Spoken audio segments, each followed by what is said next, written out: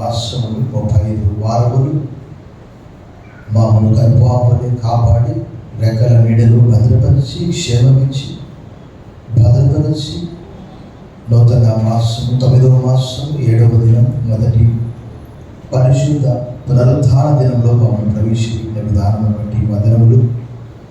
మమ్మల్ని ప్రేమించి వెదకి రక్షించారు. ఈ దినం మేము సజీవులంగా ఆరోగ్యంతో మందిరములుగా నేను స్తుతించడం నీ చిత్తమైనది.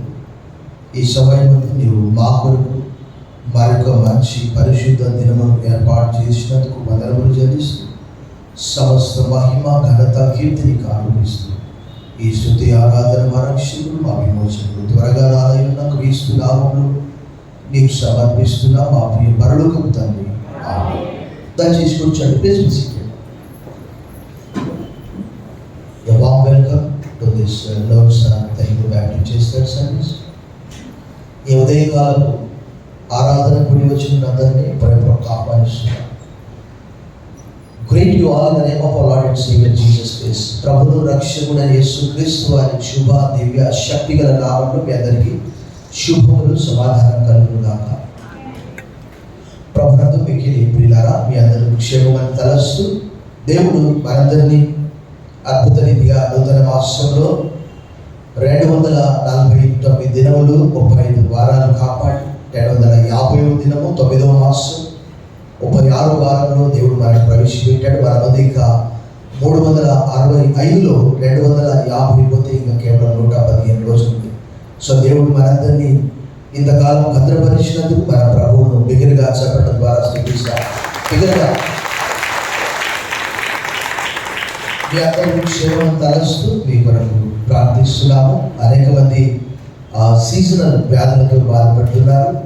జ్వరము, జలుబు, దగ్గు అవన్నీ కూడా. సో అందరి కొరకు కూడా స్వస్థత కలగాలని మా యొక్క కోరిక, అనుదిన ప్రార్థన. లేఖన భాగం మనం చదువుకున్న మరలా మీ పరిశుద్ధ గ్రంథములను ఒకసారి తీసి మనము 2 వచనాలు చదువుకొని కొంత సమయము వాక్య ధ్యానం చేస్తాం. ఈ దిన మన ముందు బల్ల ఉంటుంది కాబట్టి turn your Bibles with me to the Gospel according to Saint Luke chapter 19. మీ పరిశుద్ధ గ్రంథములను లూకా సువార్త 19వ అధ్యాయం వైపుకు త్రిప్పవలనని కోరుతున్నాను. మనం 2 వచనాలను చదివి కొంత సమయం మనం ధ్యానం చేస్తాం. మనము 5 మరియు 6 వచనాలను చదివి మనం ముందుకు వెళ్దాం. యేసు ఆ చోటికి వచ్చినప్పుడు అది చదవాలి. కన్నులెత్తి చూచి, జక్కయ్యా త్వరగా దిగుము, నేడు నేను నీ ఇంట నుండవలసి ఉన్నదని అతనితో చెప్పగా అతడు త్వరగా దిగి సంతోషంతో ఆయనను. త్వరగా దిగడానికి ఎక్కడున్నాడా? చెట్టు ఎక్కిన వాళ్ళు ఎవరైనా త్వర దిగుతారా? చెప్పండి. కష్టం కదా, చాలా కష్టం. ఈ దినము మనము దీన్ని ఒక అంశంగా ఆనర్డ్ గెస్ట్, గౌరవించబడిన అతిథి. అతిథి ఎవరంటే యేసుప్రభు వారే. అక్కడ మనకు ఎన్నోసార్లు ఈ లేఖన భాగం మనం చదివి ఉండవచ్చు, కానీ నిజంగా మనకు ఆశ్చర్యం అనిపించే విషయము ఒకసారి మనం మరలా 6వ వచనం అందరం కలిసి చదువుకుందాం. నాతో పాటు అతడు త్వరగా దిగి సంతోషంతో ఆయనను. ఎంతమంది ఇలా సంతోషంతో చేర్చుకుంటారు? భారతదేశంలో రక్షింపబడిన ప్రజలు లాంగ్ స్టార్ 3వ సర్వీస్కి 30 సంవత్సరాల నుంచి వస్తూ ఉన్నవారు ఉన్నారు. వారి హృదయంలో చేర్చుకున్నారా? Are you prepared to invite Jesus into your house, into your heart? 30 సంవత్సరాల నుంచి రావచ్చు, 40 సంవత్సరాల నుంచి రావచ్చు, కానీ ఆయన మాత్రము ఎలా చేర్చుకున్నాడట? త్వరగా అనే మాట ఎంత చక్కగా రాయబడింది. ఆంగ్లంలో అయితే హరీడ్ అనే మాట రాయబడింది. Let me read in English. లూకా సువార్త 19లో ఆ మాట చాలా చక్కగా రాయబడింది. hurried down. So he hurried down and was happy to welcome him. సంతోషంతో యేసు ప్రభు వారిని ఆహ్వానించి చేర్చుకున్నట్లు రాయబడి ఉన్నది. చేర్చుకున్నది ఎవరో కాదు, జక్కయ్య. చేర్చుకొనబడినటువంటి వ్యక్తి ఎవరో కాదు, సాక్షాత్తు ఎవరైనా లోక రక్షకుడు. దేవుని వాక్యంలో రాయబడి ఏమని రాయబడింది? తను ఎందరు అంగీకరించులో వారికి అందరికీ, అనగా తన నామమునందు విశ్వాసం ఉంచిన వారికి దేవుని పిల్లలయ్యే అధికారం ఆయన ఇచ్చాడు. బిడ్డగా చెప్పండి, ప్రభు భయపరచు. ఈ ఉదయకాలం మనం జాగ్రత్తగా లేఖనాన్ని ధ్యానం చేసినప్పుడు ఒక పాట ద్వారా మనము ప్రభు మన హృదయంలో ఎలా చేర్చుకోవాలో 310వ పాట హృదయం అనేది తలుపునంత. కొన్ని చరణాలు పాడతాం, అందులో 9 ఉన్నవి. మనం అన్ని కూడా పాడము, ఎందుకంటే మనకున్న సమయాన్ని బట్టి. 310వ పాట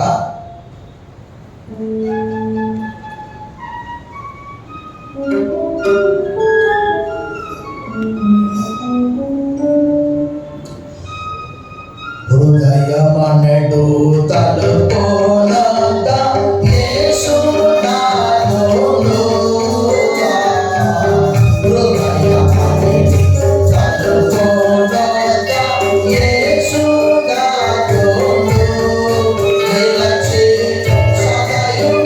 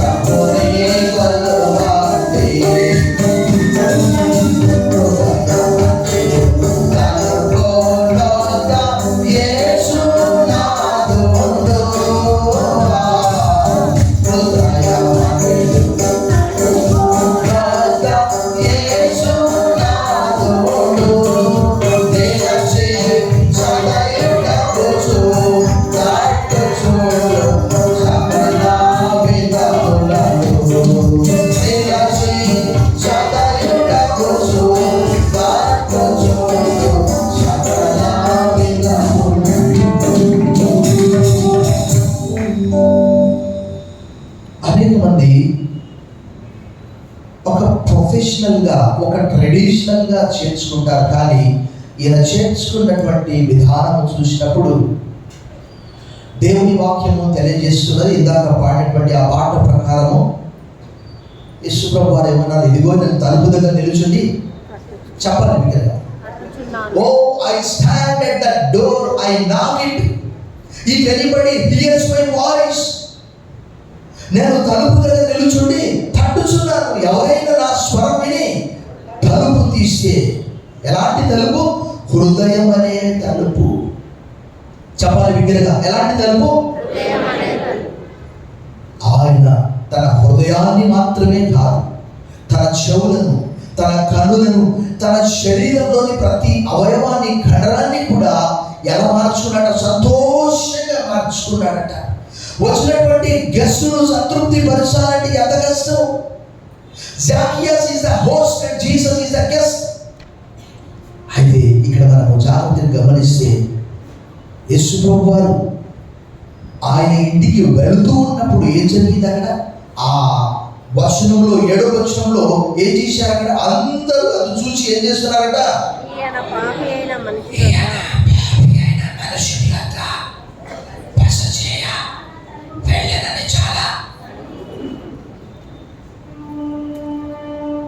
చదువుకుంటున్నారట.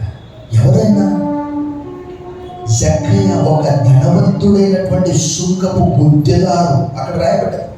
అయితే వాస్తవంగా తెలుగులో సుంకపు గుత్తదారుడు అనే మాట రాయబడ్డది. అక్కడ మరొక మాట, ఎవరంటే ఆయన ధనవంతుడు, వెరీ రిచ్. కానీ ధనవంతులకు వారికి ఏంటి తెలుసా? ధనం మీదనే నమ్మకము, కానీ దేవుడి మీద నమ్మకము ఉండదు. ఎందుకంటే నాకు అనారోగ్యం అయితే దేవుడు కాదు, ధనమే నన్ను కాపాడుతుంది. కానీ ఇది అలా కాదు, ట్రెడిషనల్గా కాదు, ప్రొఫెషనల్గా కాదు. ఆయనను అందరూ కూడా ఆహ్వానిస్తారు. కానీ ఆహ్వానించిన తర్వాత ఆయన పరిశుద్ధులని, యేసుప్రభు వారు పరిశుద్ధులని, జక్కయ్య పాపి అని వెంటనే గ్రహించి 8వ వచనంలో ఏమంటున్నాడు చూడండి. అక్కడ జక్కయ్య నిలబడి, ఇదిగో ప్రభువా, నా ఆస్తిలో సగము బీదలకు ఇచ్చుచున్నాను, నేను ఎవరి యొద్దనైనను అన్యాయంగా దేన్నైనా తీసుకునేది అతనికి 400 మరణ. వెంటనే మార్పు వచ్చింది. ముందు పక్క నుంచి యేసుప్రభుని ఆహ్వానించడం, వెనక పక్క నుంచి టీవీలో సీరియల్ నడుస్తూనే ఉంటుంది. అదొక్కటే. ఆ ఫ్రిడ్జ్లో బాటిల్స్ ఉంటాయి, ఏ బీర్ బాటిల్స్. ఇంకా కొంతమంది ఈ దినాల్లో సినిమా థియేటర్స్ కట్టుకుంటున్నారు, పెద్ద పెద్దవి. ముందు యేసుప్రభు ఉంటాడు, యేసుక్రీస్తు ఈ గృహానికి అధిపతి ఉంటుంది. లోపల అంతా అపవాదికి డోర్ తెరిచి ఉంచుతారు. దేవుని వాక్యంలో యేసుప్రభు ఏమన్నారు? You cannot serve to masters. ఇద్దరిని మీరు సేవించలేరు. దేవుణ్ణి, సిరిని, ఇద్దరిని కూడా మీరు సేవించలేరు అని చెప్పాడు. అట్లా you cannot serve to masters. ఒకరిని ప్రేమించి ఒకరిని ద్వేషించాలి. ఇక్కడ యేసుప్రభు వారు దేవుని వాక్యంలో యోహాను సువార్త 1:12 రాయబడ్డమాట, తను ఎందరు అంగీకరించినో వారికందరికీ, అనగా తన నామమునందు విశ్వాసం ఉంచిన వారికి దేవుని పిల్లలయ్యే అధికారము దేవుడు అనుగ్రహించాడు. ఎంతమంది ఈ రక్షణ తిరస్కరిస్తున్నారు? అపోజిట్ పౌలు చెరసాలలో ఉన్నప్పుడు ఫెలిక్స్ అనే ఒక వ్యక్తి పిలిచాడు. మనకు ఎవరైనా పరిచయమైనప్పుడు వారితో మనం మాట్లాడడం, ఒకవేళ అది టీ షాప్ కావచ్చు, అది హోటల్ కావచ్చు, అది బస్ ప్రయాణం కావచ్చు, అది రైలు ప్రయాణం కావచ్చు, అది విమాన ప్రయాణం కావచ్చు. వారు ఏమంటారు తెలుసా? సరేలే ఇంకొకసారి చూస్తాం. ఏమంటారు? చెప్పండి విగ్గరగా, చెప్పండి. ఇంకొకసారి చూస్తాం. ఇప్పుడు కాదులే. దేవుని వాక్యం తెలియజేస్తూ ఉన్నది. హెబ్రీయులకు రాసిన పత్రిక 3వ అధ్యాయము 13వ వచనంలో స్పష్టంగా రాయబడినది. చదవండి ఒకసారి. Let's go back to the Hebrews chapter 3 verse 13. నేడు మీరు ఆయన శబ్దమును వినేలా చాలు, ఇప్పుడు కాదు. దాని ఆంగ్లంలో ఏమంటారు తెలుసా? ప్రోకాస్టినేషన్ అంటారు. అంటే డిలేయింగ్. సోమరితనంతో అయినా కావచ్చు, ఏదో ఒక రకంగా రక్షణను వాయిదా వేయడము. ఈ రక్షణ ఇంటికి వచ్చింది సాక్షాత్తు ఎవరైనా మానవుల పాపముల కొరకై కలవరి శిలువలో భూమికి ఆకాశానికి మధ్యలో వేలాడదీయడానికి, మానవుల పాపాలన్నీ కూడా తనపై మోపుకోవడానికి ఈ లోకానికి వచ్చినటువంటి గొప్ప రక్షకుడు ఆయన. ఆయన చేతులతో, రక్తసిక్తమైనటువంటి చేతులతో ఆయన ఆహ్వానిస్తున్నాడు. ఆ ఫెలిక్స్ ఏం చేశాడు చూడండి, అపోస్తలుల కార్యం 22:22 ఏం చేశాడు? అపోస్తలుడైన పౌలు సువార్త చెప్పినప్పుడు దేని గురించి చెప్పాడు? 22:25 వారు పౌలును వారితో కట్టుచున్నప్పుడు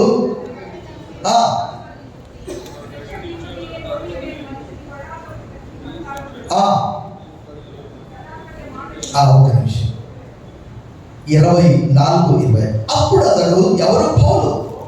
24:25 నీతిని గూర్చియు ఆశా నిగ్రహమును గూర్చియు రాబో విమర్శను గూర్చియు ప్రసంగించుచుండగా ఫెలిక్స్ మిగుల భయపడి, ఇప్పటికి వెళ్ళుము, నాకు సమయమైన నిన్ను. దేవుని వాక్యం విన్నప్పుడు హృదయము కఠినము చేసుకోవడం ఇప్పుడు కాదులే. దేవుని వాక్యము తెలియజేస్తున్నది. పౌలు గారు ఏం చేశారట? అక్కడ నీతిని గూర్చి, ఆశా నిగ్రహమును గూర్చి, రాబో విమర్శను గూర్చి దేవుని వాక్యం రాయబడింది కదా. 12:36 మాట్లాడు ప్రతి మాట కూడా విమర్శ దినమందు లెక్క అప్పచెప్పవలసి ఉండును. ఖచ్చితంగా ఆయన సింహాసనం మీద ప్రతి మానవుడు నిలబడాలి, తీర్పులోకి రావాలి. ఆ తీర్పులోకి రాకముందే, ఆ రక్షణ నీ యొద్దకు వచ్చినప్పుడే, వాక్యం వింటూ ఉన్నప్పుడు ఇది నాకు కాదు. ఇక్కడ వచ్చి కూడా అనేక మంది నిర్లక్ష్యంగా చెట్ల కింద కూర్చొని ఫోన్ చూసుకుంటూ ఉండే. దాని వరకు చర్చకి ఎందుకు రావాలి? ఇంకా ఇంటి దగ్గరనే మంచిగా ఏసీ వేసుకొని కూర్చోవచ్చు కదా, అన్లిమిటెడ్ డాటా పెట్టుకోవచ్చు కదా, చర్చకి ఎందుకు? ఇంకా ఒక సమయం వస్తూ ఉన్నది, దేవుని వాక్యంలో రాయబడ్డది. ఈ వాక్యమును, ఈ యేసు ప్రభువును స్వీకరించడం అంటే మత్తయి సువార్త 13:44 యేసు ప్రభు ఏమని చెప్పాడంటే, ఈ పరలోక రాజ్యాన్ని ఆహ్వానించేవాడు ఎలా ఉంటాడట? పొలములో దాచబడిన ధనమును పోలి ఉన్నది. ఈ గొప్ప రక్షణ ఆయన ఎంత సంతోషంతో ఆహ్వానించాడో అంతే సంతోషంతో, ఇదిగో ప్రభువా, నా ఆస్తిలో సగం వినియోగించున్నాను, ఎవరి యొద్దనైనను అన్యాయంగా తీసుకుంటే 4 మరలా పాపాన్ని విడిచిపెట్టడము. ప్రభువు ప్రేమిస్తున్నామని చెబుతూ పాపంతో సహవాసం చేయడము, పాపంతో నివసించడము దేవుని వాక్యము తెలియజేస్తున్నది. 97వ కీర్తన 10వ వచనము, యెహోవాను ప్రేమించువారులారా చెడుదనము అసహించుకోనండి అనే మాట రాయబడ్డది. రోమపత్రిక 12:9 మీ ప్రేమ నిష్కపటమైనదై ఉండవలెను, చెడ్డదాన్ని అసహించుకొని మంచిదాన్ని హత్తుకొని ఉండండి. Hate what is evil and clean what is good. ఈ జక్కయ్య తన హృదయం మాత్రమే కాదు, తన గృహాన్ని తీసి ప్రభు కొరకు లోపలికి ఆహ్వానించి, ప్రభు అన్నాడు, ఒకడు నన్ను ప్రేమించిన యెడల నా ఆజ్ఞ గైకొను, ఒకడు నన్ను ప్రేమించిన యెడల నా ఆజ్ఞ గైకొనడు. ఆయన పేరట ఎవరైతే ప్రభు అన్నాడు, మిమ్మల్ని చేర్చుకున్నవాడు నన్ను చేర్చుకోను, నన్ను చేర్చుకునేవాడు నా తండ్రిని చేర్చుకోను, మిమ్మల్ని తిరస్కరించేవాడు నన్ను తిరస్కరించును, నన్ను తిరస్కరించేవాడు నా తండ్రిని తిరస్కరి. లూకా సువార్త 10:16 యేసు ప్రభు ఆ మాట చెప్పాడు. మరొక మాట కూడా చెప్పాడు ప్రభు. మత్తయి సువార్త 10:40-42 ప్రవక్తను చేర్చుకుంటే ప్రవక్త ఫలము, నీతిమంతుడు చేర్చుకుంటే నీతిమంతుని ఫలము, మరియు శిష్యుడని ఈ చిన్న వారిలో ఒకనికి గిన్నెడు చల్లటి నీళ్లు మాత్రం ఇస్తే వారి ఫలము పరలోకంలో ఎక్కడ పోదట. బిగ్గరగా చప్పట్లు కొట్టి ప్రభువును భయపరుస్తాం. ప్రభువును ప్రేమిస్తున్నామంటే ఆయన ప్రజలను ప్రేమించడము, ఆయన పరిచర్యను ప్రేమించడం, ఆయన సేవకులను ప్రేమించడం. దేవుని వాక్యంలో రాయబడ్డది. కీర్తనల గ్రంథము 24వ కీర్తన 7-9 గుమ్మములారా మీ తలలు పైకెత్తుకొనుడి, గుమ్మములారా మీ తలలు పైకెత్తుకొనుడి, మహిమ గల ఈ రాజు ఎవడు అని భక్తుడు కీర్తనకాడు అంటున్నాడు. 24వ కీర్తన 7-9 వచనాలు. ఆయన మన హృదయ హృదయంలోనికి, ఆయన మన గృహంలోనికి వస్తూ ఉండడానికి ఎవరయ్యా అంటే ఆయన సర్వ లోకము కొరకై, నీ కొరకై, నీ పాపముల కొరకై కలవరి శిలువలో ఆయన వేలాడదీయబోచున్నాడు. ఈ సందర్భంలో ఇక్కడ జక్కయ్య దాన్ని గ్రహించి ఆ సంతోషము ఆయన కేవలము హృదయంలో మాత్రమే కాదు, ఆయన శరీరంలోని ప్రతి అవయవం కూడా, ఆయన కండలో సంతోషం ఉన్నది. ఆయన శరీరంలోని ప్రతి కండము, ప్రతి ఎముక, ప్రతి మూలుగ కూడా సంతోషంతో కేకలు వేస్తున్నది. మనం కూడా బిగ్గరగా చప్పట్లు బట్టి ప్రభువును మహిమపరుస్తాం. దేవుని వాక్యములో యేసుప్రభు వారు ఒక మంచి మాట అన్నాడు. చూడండి, యోహాను సువార్త 8:24 యేసుప్రభు వారు ఏమన్నారు? ఇంకా ఎవరైనా ఇక్కడ రక్షణ పొందలేక ఇది నాకు కాదు ఇంకా వాయిదా వేసుకుంటే ప్రభు ఏమంటున్నాడు? చూడండి, యోహాను సువార్త 8:24 కాగా మీ పాపములలోనే ఉండి మీరు చనిపోవద్దని మీతో చెప్పితిని. నేను ఆయనని మీరు విశ్వసించలేడలా మీరు మీ పాపంలోనే ఉండి చనిపోవద్దని వారితో. ఈరోజు అనేక మంది గమనిస్తూ ఉన్నారు ఏంటి అంటే, యేసుప్రభు వారు ఒక స్వస్థత చేసే వ్యక్తిలాగా అంటే బాగు కావాలి. ఒక సహోదరికి మన బాప్టిజం ఇచ్చాను, ఆమె అంటుంది దేవుడు నాకు అన్ని మేలు చేశాడు. ఏం మేలు చెప్పాలి? పాపములకు బెల చెల్లించాడు ఆయన. మానవుల పాపములందరి కొరకై దేవుని వాక్యంలో రాయబడిన దేవుని వాక్యం మనం చూసాం కదా, మీరు వెలువబెట్టి కొనబడినటువంటి వారు అని అప్పుడున్నటువంటి పౌలు కొరింథీయులకు రాసిన మొదటి పత్రిక 7:23 చెప్తాడు. అదే కొరింథీయులకు రాసిన మొదటి పత్రిక 6:19-20 ఏం చెప్తాడు? మీ దేహము వెలువబెట్టి కొనబడినటువంటి వారు కాబట్టి మీ దేహంతో దేవుని మహిమపరచండి. మీ దేహమే దేవునికి ఆలయంగా ఉన్నది. ఆ సమరయ స్త్రీతో జరిగినటువంటి సంభాషణలో 4:10 చూడండి. అక్కడ యోహాను సువార్త 4:10 అందుకు యేసు, నీవు దేవుని వరమును నాకు దాహములకిమ్మని అడుగుచున్న వాడెవడు అది ఎరిగి ఉంటే నీవు ఆయనను అడుగుదువు, ఆయన నీకు జీవ జలమిచ్చునని ఆమెతో చెప్పాడు. ఆమె అంటున్నది అయ్యా నువ్వు యూదులో నేను సమరయురాలి, నువ్వు నన్ను నీళ్ళు అడుగుతున్నావు. ప్రభు అంటున్నాడు, అమ్మా నేను నీళ్ళు అడిగేది ఎవరో తెలుసా? నీవు సాధారణమైనటువంటి నీళ్లు చేదుకుంటున్నావు, కానీ నేను నిత్య జీవపు నీళ్లు నీకు దయచేస్తున్నాను. బిగ్గరగా చెప్పండి కొట్టి ప్రభుత్వం భయపరచండి. యోహాను సువార్తలో ఎక్కువగా యేసుప్రభు వారి మాటలు మాట్లాడాడు. ప్రభునందు మిక్కిలి ప్రియులారా, ఈ ఉదయకాలం మనం చూస్తున్నాం ఫెలిక్స్ ఆ రక్షణను ఎలా వాయిదా వేశాడు. మనం నీళ్ళలో మునిగిపోయే సమయంలో మనకు కావాల్సింది ఏంటది చెప్పండి? లైఫ్ జాకెట్ కావాలి. కొన్నిసార్లు ఈత సరిపోదు, కొద్దిసేపు అంతే, ఎక్కువసేపు నీళ్ళలో మనం ఉండలేము. కారణం ఏంటంటే ఒక సముద్రం అనుకోండి, అక్కడ ఎంతసేపు ఈత కొడతాం, మునిగిపోతాం. యేసుప్రభు వారు ఈ లోకానికి ఎందుకు వచ్చాడంటే ఆ లైఫ్ జాకెట్ నీకు ఇవ్వడానికి ప్రయాసపడి భారపోయించిన సంవత్సరాల నా ఎదురు రండి, నేను మీకు విశ్రాంతి కలగచేతును. ఎందుకంటే నేను సాత్వికుడను, దీన మనస్సు గలవాడను, మీ మీద నా కాడి ఎత్తుకుని ఆయన నేర్చుకోనండి, అప్పుడు మీ ప్రాణములకు విశ్రాంతి దొరుకును. ప్రభునందు మిక్కిలి ప్రియులారా, ఈ ఉదయకాలం దేవుని వాక్యంలో స్పష్టంగా రాయబడి ఉన్నది. మనం ఇందాక చూసాము, నేడు ఆయన శబ్దము మీరు విని కూడా మీ హృదయమును కఠినపరుచుకుంటే, దేవుని వాక్యంలో ఏమని రాయబడి తెలుసా? హృదయము కఠినపరుచుకున్నవాడు కీడులో పడిపోతాడట. నిత్యము భయం కలిగి ప్రవర్తించేవాడు ధన్యుడు. ఆయన ఆ జక్కయ్య ఇంటికి వెళ్ళినప్పుడు ఆ జక్కయ్య చేర్చుకోవడం మాత్రమే కాదు, తనలో ఉన్నటువంటి పాపమునంతా కూడా ఈరోజు ప్రపంచం మనం చూస్తున్నాం. లూకా సువార్త 2:7 ఆయన పుట్టినప్పుడు ఆయన ఏం లేదట, సత్రములో స్థలము లేదట.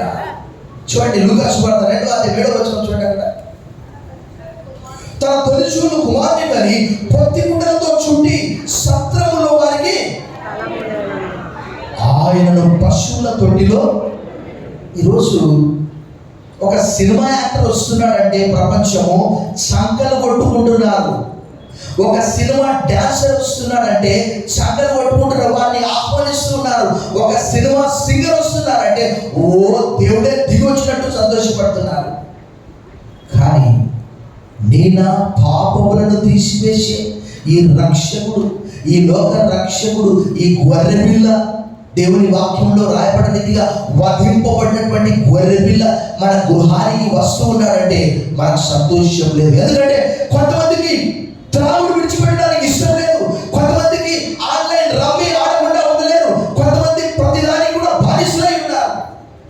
దేవుని వాక్యంలో యేసు ప్రభువు ఏమన్నా చూడండి, యోహాను సువార్త 8వ అధ్యాయంలో గత పాఠంలో నేను చెప్పాను, పాపం చేసే ప్రతివాడు పాపానికి దాసుడు అని చెప్పాడు. యోహాను సువార్త 8వ అధ్యాయంలో చూడండి, అక్కడ 8లో 34వ వచనంలో ప్రభువు ఏమన్నాడు చూడండి, అందుకు యేసు పాపము చేయి ప్రతివాడును పాపములకు దాసుడని మీతో You don't want to leave your sin.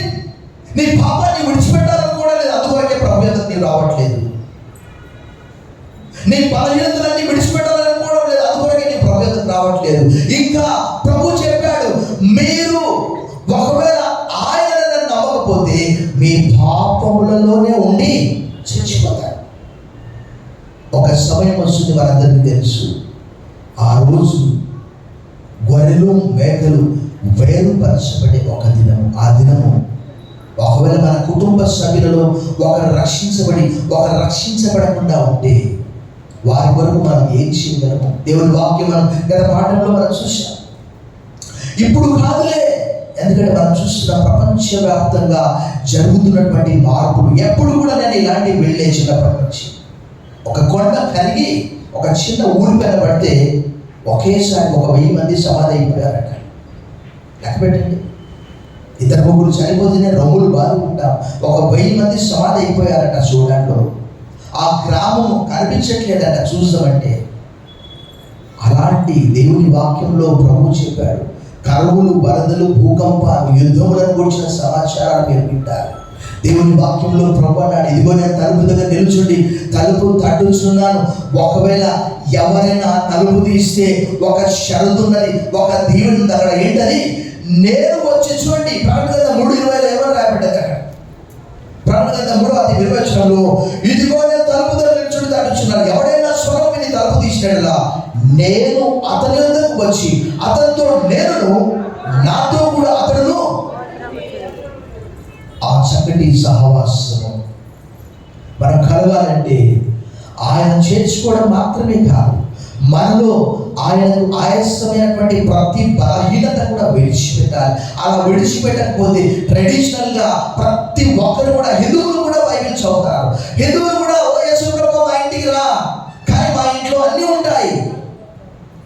అలా కాదు, మనం ప్రత్యేకమైనటువంటి వారము. ఎందుకంటే యేసు ప్రభువు వారు ఈ లోకానికి వచ్చి ప్రత్యేకమైనటువంటి ప్రజల్ని ఏర్పరచుకున్నాడు. దేవుడి వాక్యంలో రాయబడ్డాడు, లోకం మిమ్మల్ని ద్వేషించిన మీరు ఆశ్చర్యపడవద్దు, మీకంటే ముందుగా లోకములను ద్వేషిస్తూ అందరూ కూడా సంతోషంగా చేర్చుకున్నట్లయితే శ్రమలు కూడా వస్తాయి. మోషే జీవితాన్ని మనం గమనించినప్పుడు అక్కడ ఏం జరిగింది? మోషే పెద్దవాడైనప్పుడు ఐగుప్తు ధనము కంటే క్రీస్తు విషయమైన నింద చెప్పండి గొప్ప భాగ్యమని ఎంచుకున్నాడట. ఇలా కష్టమొద్దు అంటే నో క్రాస్ నో క్రౌన్. యేసు ప్రభువు వారు సిలువనెక్కదే ఆయన కిరీటం లేదు. నీకు నాకు కూడా అపోజిట్ పౌలు అంటాడే, మంచి పోరాటం పోరాడింది, నా పరుగు కడగొట్టించింది, నా విశ్వాసమును కాపాడుకోండి, ఇక మీద నా కొరకు నీతి కిరీటం ఉంచబడింది. No cross no crown. మోషే గారు అన్నాడు, విశ్వాస విషయమై క్రీస్తు విషయమైన నింద గొప్ప భాగ్యమని ఎంచుకొని ఏం చేశాడట?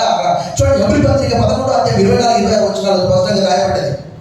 అల్పకాలము అక్కడ చూడండి 11:24 స్పష్టంగా రాయబడ్డది. మోషే పెద్దవాడైనప్పుడు విశ్వాసమును బట్టి ఐగుప్తు ధనం కంటే క్రీస్తు విషయమైన గొప్ప భాగ్యమని ఎంచుకొని అల్పకాలము పాప భోగం అనుభవించడం కంటే దేవుని ప్రజలతో శ్రమ అనుభవించడం మేలని యోచించి ఫరో కుమార్తె యొక్క కుమారుడు అనిపించుకోవడం ఒప్పుకోలేదు.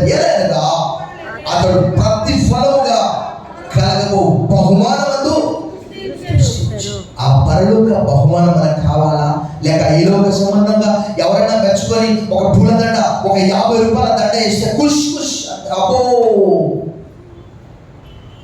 అలా కాదు. ఒక దినం వస్తుంది, దేవుని వాక్యంలో రాయబడింది, ఆ రోజు ఆ సంతోషకరమైనటువంటి సమయం అది రెండు కూడా ఉంటాయి.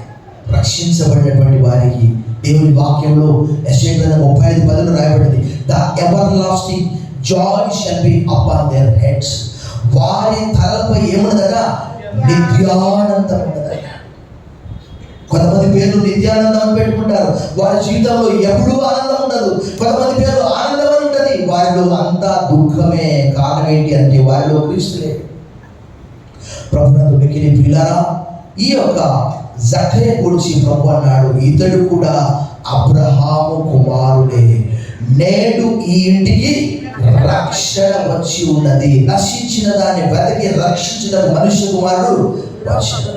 ఆయన రక్తసిక్తమైనటువంటి ఆ చేతులతో ప్రభు దేవుని వాక్యంలో రాయబడిన లోబడని ప్రజల వైపు దినమెల్లా ఏం చేస్తున్నాడు? ఆయన చేతులు చాస్తూ ఉన్నాడట.